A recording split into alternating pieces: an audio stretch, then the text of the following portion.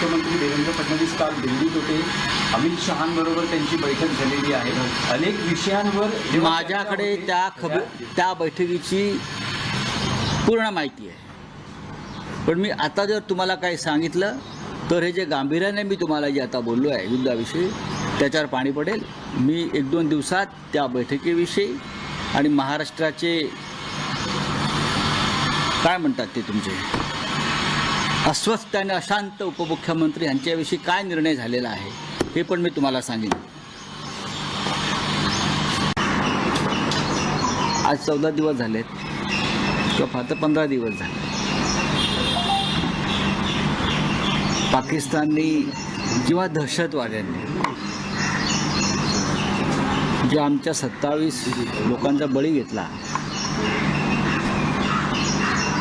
तर त्या संदर्भातला प्रतिकार म्हणा बदला म्हणा काय हा आधी प्रश्न आहेच. दिल्लीमध्ये भेटीगाठी सुरू आहेत लोकांच्या. आपल्याला जपाननं पाठिंबा दिला आहे, पुतीननं पाठिंबा दिला आहे वगैरे सुरू आहेत चर्चा. आता उद्या युद्ध सराव आहे जनतेचा, युद्ध सराव मॉक ड्रिल. आम्ही त्यालाही तयार आहोत. युद्ध सराव अनेक देशामध्ये होत असतो, विशेषतः ज्या देशांना सातत्यानं युद्धाची भीती असते, ज्या देश म्हणजे इस्रायलसारखा देश त्यांना सातत्यानं हा युद्ध सराव करावा लागतो. जनतेला त्यात सहभागी करून घ्यावं लागतं कारण तिथे 365 दिवस वर्षानुवर्ष युद्धाची परिस्थिती. युक्रेन असेल, भारतामध्ये जनता तेवढी अज्ञानी नाही. 1971 सालचं बांगलादेशच्या युद्धाची परिस्थिती त्यावेळेला आम्ही पाहिलेली आहे. तेव्हा तर दळणवळणाची साधनंही कमी होती. भारत पाकिस्तानचं युद्ध झालंच, त्याच्यापेक्षाही मोठं युद्ध आपण लढलोय ते म्हणजे करोनाचं युद्ध. भारताची जनता ही मानसिकदृष्ट्या स्ट्रॉंग आहे, मजबूत आहे. या सगळ्या गोष्टीमध्ये तुम्ही जनतेला मानसिकदृष्ट्या अडकवून ठेवलेलं आहे. अनेक देशात आम्ही पाहिलं आहे की एखाद्या देशावर किंवा एखाद्या नागरिकावर किंवा सैन्य स्थळावर हल्ला झाल्यावर ताबडतोब 24 तासामध्ये बदला घेतला जातो. आता आमचा युद्ध सराव होईल म्हणजे आम्हाला काय बंदुका वगैरे देणार आहेत का? भुंगे वाजणार आहेत, ब्लॅकआउट होणार आहे, बरोबर ना? भोंगे वाजतील, काळोख, महत्त्वाच्या वास्तू झाकून ठेवल्या जातील वगैरे वगैरे वगैरे. आम्ही 1971 साली हे पाहिलं आहे सगळं. याची माहिती लोकांना दिली जाऊ शकते विविध माध्यमातून. पण जशा थाळ्या वाजवल्या, टाळ्या वाजवल्या, तसं आता युद्ध सरावात अजून काही दिवस घालवतील. आता आमच्या सैन्याचा युद्ध सराव सुरू आहे. सैन्य हे कायम सज्ज असलं पाहिजे, ते आहेच. भारतीय सैन्य हे कायम सज्ज आहे. आता आमचा प्रश्न आहे संरक्षण मंत्री, देशाचे प्रधानमंत्री आणि तिन्ही सेना दलाच्या प्रमुख असलेला राष्ट्रपती. त्यांना हे माहीत आहे की नाही हेच मला माहीत नाही. राष्ट्रपती या तिन्ही सेना दलाच्या प्रमुख आहेत, पंतप्रधान नाहीत, राष्ट्रपती प्रमुख आहेत.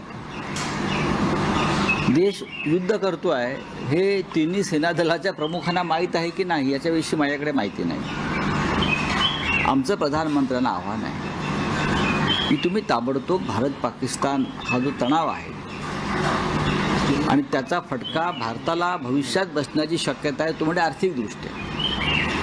पण देश आणि जनता राष्ट्राच्या सुरक्षेसाठी आणि अभिमानासाठी कोणत्याही परिस्थितीशी सामना करायला तयार आहे. ती तुम्ही आहात म्हणून आम्ही सामना करणार नाही. हा देश आहे, एक व्यक्ती नेतृत्व करते आहे, एक पक्ष नेतृत्व करते म्हणून नाही. हा देश सदैव लढायला सज्ज आहे. आम्ही सज्ज आहोत. तुम्ही मॉक ड्रिल घेत राहा पण दाखवा तुम्ही काय करताय. तिथे पाकिस्तानचं विशेष अधिवेशन भरलं आहे संसदेचं. आमची तर पहिल्या दिवसापासून मागणी आहे की काश्मीरच्या प्रश्नावर सध्याच्या परिस्थितीवरती 2 दिवसाचं संसदेचं विशेष अधिवेशन तुम्ही घ्यायला पाहिजे आणि सगळ्यांशी मनमोकळेपणानं चर्चा केली पाहिजे. सर्वपक्षीय बैठकीत जे होतं तसं नाही. आम्हाला उणीधुणी काढायची नाही. आम्ही तुमच्याबरोबर आहोत, म्हणजे सरकारबरोबर आहोत, आम्ही देशाबरोबर आहोत, आम्ही पक्षाबरोबर नाही एखाद्या. हा देश आमचा आहे. तुमचा जेवढा आहे म्हणताय तेवढा तो आमचाही आहे. आणि म्हणून या सगळ्या गोष्टीचा विचार करताना एकदा काय ते आरपार होऊन जाऊ द्या ना. किती दिवस तुम्ही अशी टांगती तलवार ठेवणार आहात? आणि पुढली जी परिस्थिती निर्माण होईल त्यासाठी तुम्ही आतापासून या देशातल्या सर्व पक्षांना विश्वासात घेऊन काम केलं पाहिजे. युद्ध करणं सोपं असतं, पण युद्धानंतर जी परिस्थिती निर्माण होते एखाद्या देशामध्ये, जी युक्रेनमध्ये झालेली आहे, जी अफगाणिस्तानमध्ये झालेली आहे, जी इराणमध्ये आहे,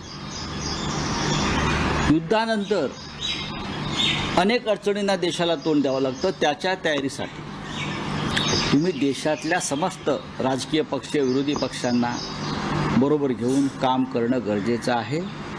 पण हे सगळं करण्याआधी देशाचे गृहमंत्री अमित शहा जे अपयशी गृहमंत्री आहेत त्यांना पुढली परिस्थिती सांभाळता येणार नाही, हे परत सांगतो. त्यांना पदावरून हटवायला पाहिजे. राहुल साहब, यही बात हिंदी में जानना चाहेंगे कि जिस तरह युद्ध के आगाज भारत भूमि पर दिख रहे हैं, कल मॉक ड्रिल होने वाला है, पूरी तैयारी है सरकार की. मॉक ड्रिल तो होती रहती है. जिस देश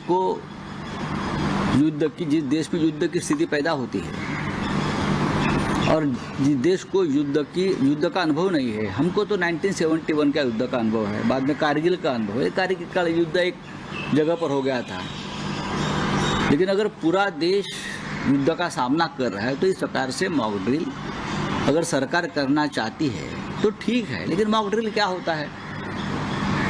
कल पूरा ब्लैकआउट हो जाएगा एक दिन, जो भोंगे बजते हैं वो बजेंगे और कुछ होंगे, यातायात रुक जाएगी.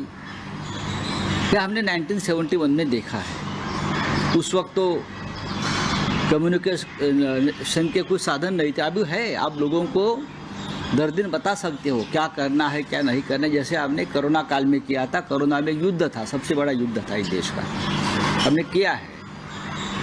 लेकिन उस वक्त मोदी जी ने कहा था थालियां बजाओ तालियां बजाओ उस युद्ध के खिलाफ लड़ने के लिए. उससे कुछ नहीं हुआ, बढ़ता गया. अभी असली युद्ध है. अब सिर्फ मोदी जी की 56 इंच का सीना नहीं दिखेगा, तो देश का दिखेगा, देश का हर नागरिक का दिखेगा और सरकार का दिखेगा. नवीन घडामोडी पाहण्यासाठी आजच आम्ही मुंबईकर 24 तासला लाईक करा, सबस्क्राईब करा आणि अपडेट रहा.